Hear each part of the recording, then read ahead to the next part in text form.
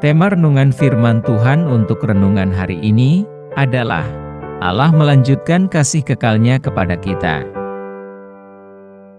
Ayat Alkitab yang kita baca hari ini adalah dari Yeremia 31 ayat 1 sampai ayat 9 yang mencatat sebagai berikut. Pada waktu itu, demikianlah firman Tuhan, Aku akan menjadi Allah segala kaum keluarga Israel dan mereka akan menjadi umatku. Beginilah firman Tuhan, ia mendapat kasih karunia di padang gurun, yaitu bangsa yang terluput dari pedang itu. Israel berjalan mencari istirahat bagi dirinya. Dari jauh Tuhan menampakkan diri kepadanya, Aku mengasihi engkau dengan kasih yang kekal, sebab itu Aku melanjutkan kasih setiaku kepadamu. Aku akan membangun engkau kembali, sehingga engkau dibangun, hai anak darah Israel. Engkau akan menghiasi dirimu kembali dengan rebana dan akan tampil dalam tari-tarian orang yang bersukaria. Engkau akan membuat kebun anggur kembali di gunung-gunung Samaria. Ya, orang-orang yang membuatnya akan memetik hasilnya pula. Sungguh, akan datang harinya bahwa para penjaga akan berseru di gunung Efraim, Ayo, marilah kita naik ke Sion, kepada Tuhan, Allah kita. Sebab beginilah firman Tuhan, bersorak-sorailah bagi Yakub dengan sukacita, bersukarialah tentang pemimpin bangsa-bangsa. Kabarkanlah, pujilah dan katakanlah, Tuhan telah menyelamatkan umatnya, yakni sisa-sisa Israel. Sesungguhnya, Aku akan membawa mereka dari tanah utara dan akan mengumpulkan mereka dari ujung bumi. Di antara mereka ada orang buta dan lumpuh. Ada perempuan yang mengandung bersama-sama dengan perhimpunan yang melahirkan. Dalam kumpulan besar mereka akan kembali kemari. Dengan menangis mereka akan datang, dengan hiburan Aku akan membawa mereka. Aku akan memimpin mereka ke sungai-sungai, di jalan yang rata, di mana mereka tidak akan tersandung, sebab Aku telah menjadi bapa Israel, Efraim adalah anak sulungku. Apa yang telah kita baca? Dan tentang apa dan siapa? Bacaan hari ini yang dibuka dengan kalimat, pada waktu itu, ingin mengacu pada ayat-ayat terakhir pasal sebelumnya, yang menyatakan bahwa di hari-hari terakhir, kita akan mengerti apa yang Tuhan rencanakan. Baca Yeremia 30 ayat 24. Pada waktu itu Allah akan menjadi Tuhan atas semua kaum Israel, dan bangsa itu akan menjadi umat Allah. Yeremia menjelaskan akan ada pertobatan yang besar kepada Tuhan dan Mesiasnya yang dinubuatkan di hari-hari terakhir. Seperti yang Paulus tulis dalam Roma 11 ayat 26, maka seluruh Israel yang tersisa akan diselamatkan. Mereka yang selamat dari pedang akan menemukan dan mendapatkan rahmat di padang gurun. Penganiayaan besar terhadap orang-orang Yahudi di masa lalu akan menimpa banyak orang, dan tidak semuanya akan selamat. Tetapi sebagian besar dari mereka yang selamat akan menerima kasih karunia dan perhatian Allah, menemukannya di dalam Mesias mereka, yaitu Yesus Kristus. Baca Yeremia 30 ayat 7, Wahyu 12. Tuhan telah menampakkan diri kepada bangsa ini, sejak zaman dahulu, dan akan melanjutkan kasih setianya yang abadi, yang telah dijanjikan sejak Abraham, Ishak, dan Yakub. Di sini, Yeremia ingin menyampaikan pesan besar dari Tuhan kepada Israel, tentang kepastian cintanya kepada bangsa itu, karena cintanya adalah cinta yang kekal. Cintanya yang berlabuh di keabadian yang lalu, akan berlanjut ke keabadian yang akan datang. Itu adalah kasih kekal, yang tidak dapat diberikan oleh siapapun kecuali oleh Tuhan. Oleh karena itu, dengan cinta yang abadi ini, Tuhan telah menarik bangsa yang tegar tengkuk dan tidak layak untuk dicintai ini, untuk dibangun dan dihiasi. Kasih setia Tuhan kepada Israel, dibuktikan dengan Tuhan memulihkan dan membangunkan kembali mereka.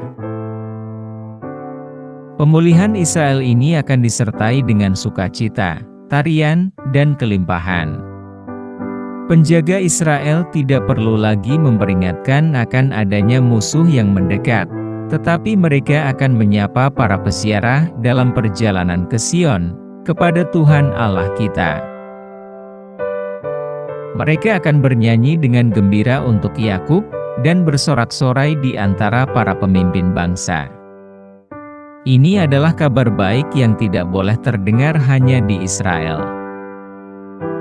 Seluruh bumi harus mendengar tentang keselamatan Allah bagi Israel dan memujinya. Sisa Israel ini akan dikumpulkan dari seluruh bumi. Akan ada pertemuan yang begitu lengkap, bahkan orang buta dan lumpuh pun akan hadir. Akan ada kerumunan besar yang akan kembali ke sana. Tidak hanya kembali kepada Tuhan Yahweh, tetapi juga kembali ke tanah perjanjian. Akan ada pemulihan besar di akhir zaman ini, seperti yang dinyatakan dalam Yeremia 30 ayat 24. Dengan air mata dan permohonan pengampunan Tuhan, bangsa Israel akan kembali kepada Tuhan dan Mesiasnya. Dan Tuhan akan menghibur mereka dan menuntun mereka di jalan mereka, sehingga mereka tidak lagi tersandung dan jatuh. Seperti yang ditulis oleh Nabi Zaharia dalam kitab Zaharia 12 ayat 10. Aku akan mencurahkan roh pengasihan dan roh permohonan atas keluarga Daud dan atas penduduk Yerusalem, dan mereka akan memandang kepada Dia yang telah mereka tikam, dan akan meratapi Dia seperti orang meratapi anak tunggal, dan akan menangisi Dia dengan pedih seperti orang menangisi anak sulung.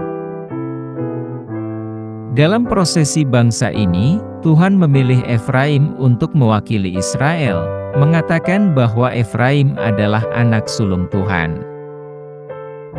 Efraim bukanlah anak Yakub, melainkan anak kedua Yusuf, atau cucu Yakub. Tetapi Tuhan menganggapnya sebagai anak sulung. Hal ini menunjukkan bahwa anak sulung tidak hanya mengacu pada urutan kelahiran, tetapi ingin mengkomunikasikan perlunya konsep keunggulan. Apa pesan Tuhan bagi kita?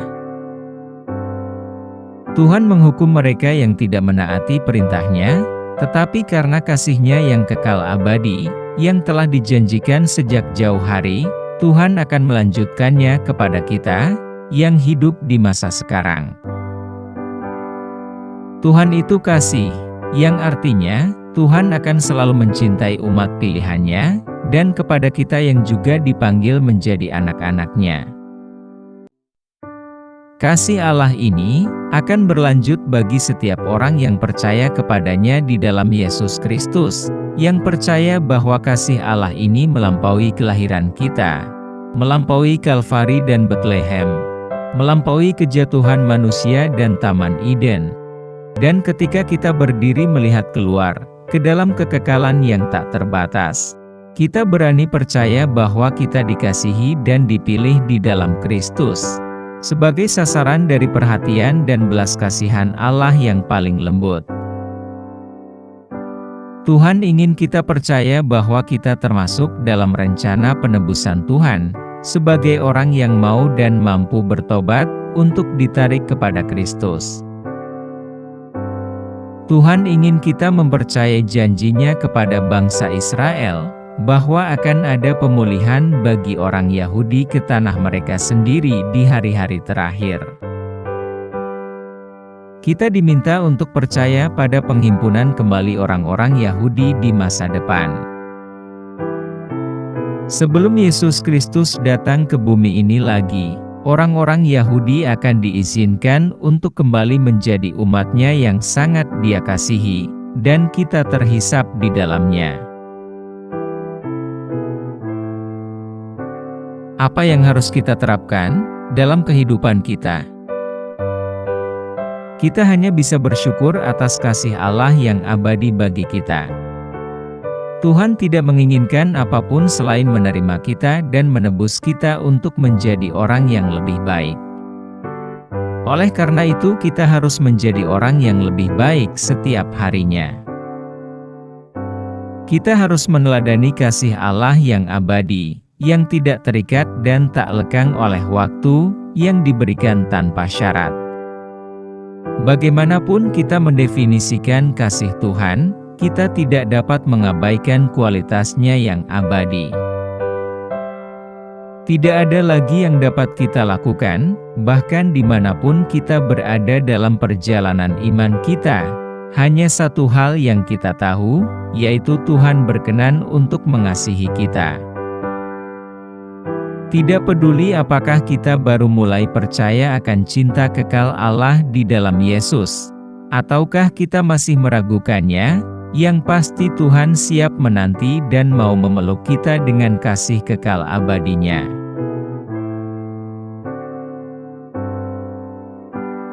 Doa hari ini. Tuhan Yesus, terima kasih, karena kami yang tidak layak untuk berdiri di hadapan Tuhan, telah Tuhan terima oleh karena belas kasihan dan kasih Tuhan. Dan Tuhan telah mengangkat kami dari lumpur dosa, dan mengenakan jubah kebenaran Kristus kepada kami, hanya untuk kemuliaan nama-Nya. Kami memuji Tuhan atas cinta tanpa syarat Tuhan, yang Tuhan curahkan kepada kami tanpa halangan. Karena karakter Tuhan adalah cinta kekal abadi, yang tak terukur dan tak ternilai. Terima kasih, Tuhan, atas kasih kekal Tuhan bagi kami, dan terima kasih bahwa dalam cinta kasih Allah, Engkau telah menarik kami kepada Tuhan dan menjadikan kami anak-anak Tuhan. Dalam nama Tuhan Yesus, kami telah berdoa. Amin. Kiranya Tuhan menguatkan kita, dan kasih karunia Tuhan Yesus menyertai kita.